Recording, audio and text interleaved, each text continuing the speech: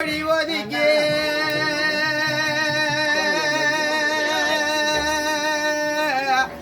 பணிக்கு நான் வர கொடி ஒதுக்கி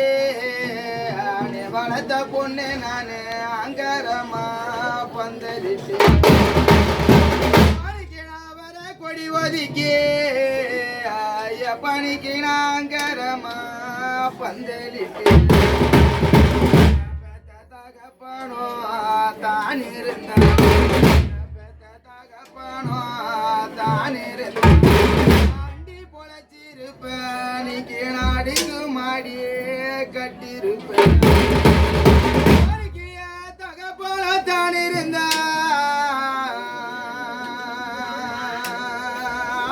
அண்டி பொழைச்சிருப்பேன் நாடுக்கு மாடியே